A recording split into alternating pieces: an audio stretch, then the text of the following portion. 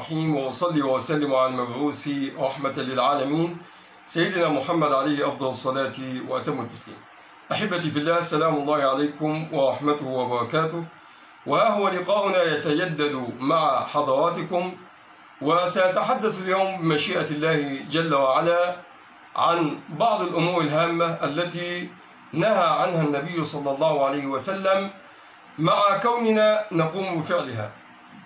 أول هذه الأمور هو الجلوس بين الظل والشمس، وهذا الأمر يكثر في فصل الشتاء، فكثير من الناس لا يتحمل حرارة الشمس في وجهه، فتجده يجلس ويجعل بعض جسده في الظل والبعض الآخر في الشمس. نقول هذه الجلسة نهى عنها رسول الله صلى الله عليه وسلم، وإليكم الدليل على ذلك، وسنبين بإذن الله جل وعلا الحكمة من نهي النبي صلى الله عليه وسلم عن ذلك. أولا، ورد عن أبي هريرة رضي الله عنه أن رسول الله صلى الله عليه وسلم قال: إذا كان أحدكم في الفيء أو في الشمس فقلص عنه الظل وصار بعضه في الشمس وبعضه في الظل فليقم. ما معنى هذا الكلام؟ النبي صلى الله عليه وسلم يقول أن الواحد منا لو كان جالسا في مكان وفيه شمس، وكان يجلس في مكان فيه ظل، فابتعد الظل عنه فأصبح جزء من جسده في الظل وجزء منه في الشمس، أي كان جلوسه بين الظل والشمس، فليقم. ليقم إما أن يجلس بكامل جسده في الظل أو أن يجلس بكامل جسده في الشمس. الحكمة من ذلك بينها رسول الله صلى الله عليه وسلم، فقد ورد عن أحد أصحاب النبي صلى الله عليه وسلم أن رسول الله صلى الله عليه وسلم نهى أن يجلس بين الضحي والظل، وقال: مجلس الشيطان، أي هذه الجلسة هي مجلس الشيطان، فنهانا النبي صلى الله عليه وسلم أن نجلس في مجلس الشيطان.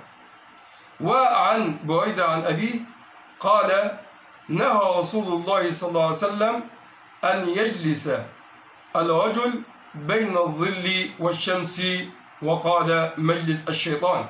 وعن عبد الله بن عمرو رضي الله عنه قال: قعود الرجل بعضه في الشمس وبعضه في الظل مقعد الشيطان. إذن الحكمة أن هذه الجلسة هي جلسة الشيطان، وهي مجلس الشيطان. زد على ذلك من الأضرار الصحية، فقد أثبتت الدراسات أن هذه الجلسة تؤثر على الجهاز العصبي والجهاز التنفسي. كيف ذلك؟ قالوا أن الجسد يتعرض لمؤثرين متناقضين ومتضادين، يتعرض للبرودة وللحرارة في آن واحد، مما يؤثر على الجهاز العصبي. إذا نعلم علم اليقين أن رسول الله صلى الله عليه وسلم ما نهانا عن شيء إلا وهو يعلم أن في هذا الشيء فيه ضرر، وما أمرنا بشيء إلا وهو يعلم أن في هذا الشيء مصلحة. فالنبي صلى الله عليه وسلم يأمرنا بالخير وينهانا عن الشر، والله جل وعلا قال: وما آتاكم الرسول فخذوه وما نهاكم عنه فانتهوا. الأمر الثاني الذي نهى عنه النبي صلى الله عليه وسلم هو أن نمشي في نعل واحدة. كثير منا يبحث عن حذائه فلا يجد إلا واحدة منها، يعني فردة واحدة، فيلبسها ويدي الأخرى ليس فيها نعل، فيمشي يبحث عن الأخرى.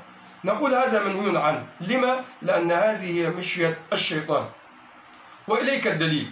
عن أبي هريرة رضي الله عنه أن رسول الله صلى الله عليه وسلم قال: لا يمشي أحدكم في نعل واحدة، ولينعلهما جميعا أو ليخلعهما جميعا، إما أن تلبس الزوج مع بعضهما أو تخلعهما مع بعضهما.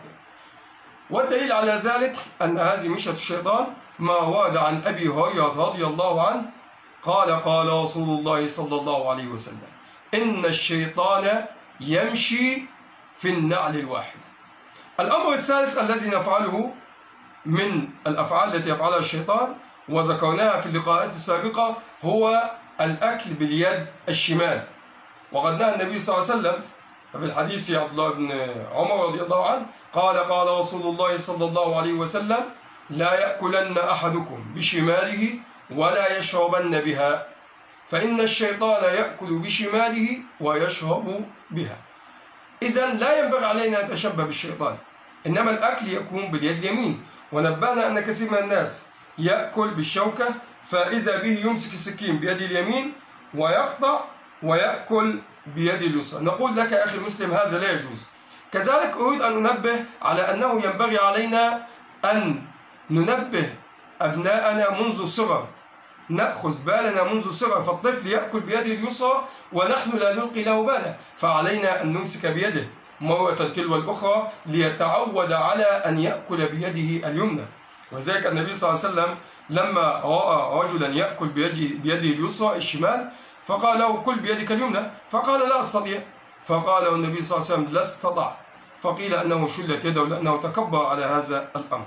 فينبغي علينا أن نتبع رسول الله صلى الله عليه وسلم، نتبع أوامره ونجتنب نواهيه. فقد نهى النبي صلى الله عليه وسلم عن هذه الأفعال لأنها أفعال الشيطان، والتشبه في الظاهر يؤدي إلى التشبه في الباطن. وينبغي علينا كما أمرنا رب العزة جل وعلا ألا نتبع خطوات الشيطان.